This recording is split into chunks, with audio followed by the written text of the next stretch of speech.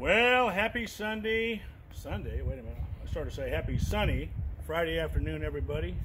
I'm very excited. We're actually going to plant something in the bales after all this time. It's now the first day of May. It's about 75, 80 degrees out here in Mr. Lincoln's hometown. So today I'm going to show you just real quick how I plant my green beans in the straw bale garden here. And the bales, they've cooked down to a usable level now. They're still cooking inside, but I'm able to plant. So when you're planting your green beans, or whatever brand you use, if I haven't mentioned before, straw bale garden takes a lot of water on several of the vegetables you may grow, like cucumbers, tomatoes, and green beans take a lot of water. And so if you are going to use any kind of a drip hose irrigation type system, now is the time you want to put it in. As you see, I've done this here. I've already got my hose in. You're going to put it in right now because I'm planting from seed and not transplanting. And so planting from seed, the hose goes down and then the dirt's going to go right on top of it. And so you want to put your hose down. You want to fasten them with some kind of staples. I got these from the local Ace Hardware. If you're out on the farm, you could make these from baling wire, anything that was just simply, it's just a little hook. It simply just holds your hose in place. And I spaced mine about 18 inches, 2 feet apart. You don't need a lot of them, but just some to secure it, okay? So we got that. And like I said, you're gonna put your dirt right on top, which I've already started to do. The trellis I'm using, the first year I straw bale gardened, it's been about 8 years ago now. And the first year I followed Dr. Carson's book pretty much to the letter. And I put my T-posts in and I strung individual strands of wire across here, tightened them up. It's hard to get them as tight as you need to. And the one thing I didn't do was he took a 2x6, notched it out for these T-posts and put it across the top to hold it together to keep the posts from sagging in. Well, being an old hog farmer like I have been, my family and I have raised hogs for about 45 years or more, off and on. Got these panels left over. I thought, hey, this looks like a better idea. So if you've got access to any kind of steel livestock panels, these are hog sheet panels. They work outstanding. I mean, the green beans just trellis up and very nicely. They hold on. It works out great. And so that's what I use. And so back to the dirt. So we've got our hose down here. You put your dirt on, and as you're going along here, you just simply pour it right on top of the bales and right on top of your hose, or your drip hose.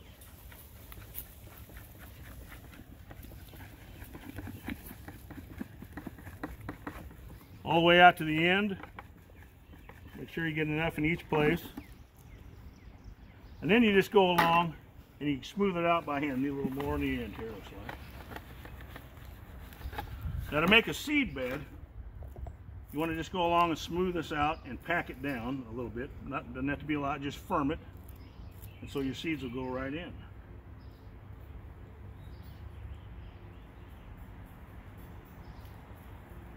Now in normal conditions, you'd plant your beans first and put your trellis, your fence up last thing, but I just left mine up from last year and it's not a big problem. You can work underneath it here.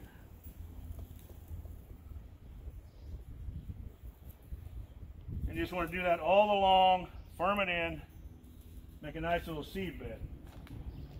Now I grow pretty much nothing but Kentucky Blue Wonder. They're actually pole beans. I got these from Park Seed, Amazon.com for all of your gardening needs. I've grown them for years. They're great, high producing, and if you use these, you'll be very pleased with them. Now, I believe when I first started out 8 years ago, single row I had along here. Well, since then I've learned from other people, you can grow them a little closer together. So what I do, I'm going to double row these, but I'm just going to stagger them.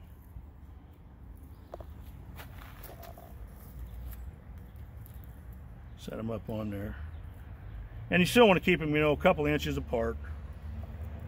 but you can have more than one row. You can, I know some people that actually have grown 3 rows of them. Both sides of the fence, and just push them in about 1 knuckle's worth, just so they get covered up. And we're going to wet these in real good here now too when we get done planting.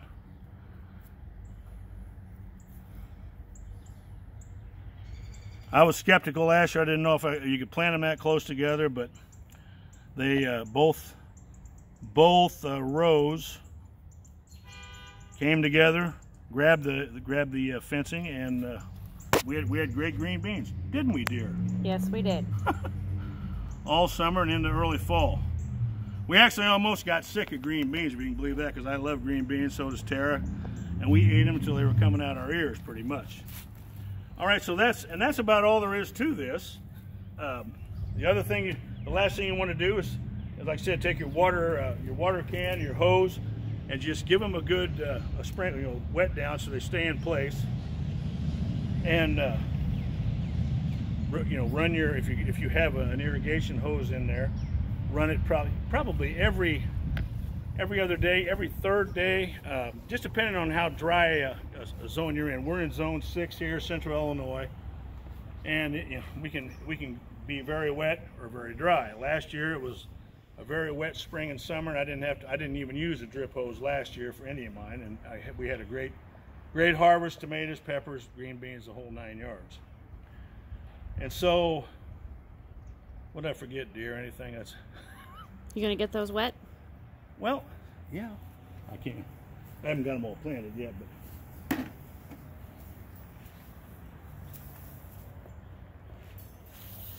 the first time you wet them, try not to knock all the dirt off the bale, because if you wet them a couple times, the dirt solidifies, will stay in place. If you want to go any further, you didn't put green beans any further. So that's that. Anyway, I hope you're all doing well. Thank the Lord for this sunshine. Everything's nice and green here. And send me some comments. Let me know how it's coming along. If you got any other questions, anything else I can answer. It seems like every spring or summer is a little different. This is probably as late as I've started planting my bale garden. Like I said, this is my 8th year doing it. And I don't recall ever being past probably, I don't know, 15th of April. I've usually got them all planted. But that's all right. It's a different year, different way of life we got now. But I would like, I'd encourage you all, as I have before, if you got a space, to grow some food, do it. There's no other year like this where I think anybody that has the opportunity or the space needs to grow some of their own grub. And so that's about it. And I'll be back. We're going to plant probably some other stuff maybe tomorrow. So there may be another video 2 days in a row. That'd be a new record for me. So be well, be blessed, and have a great day. See you on the next video. Thanks.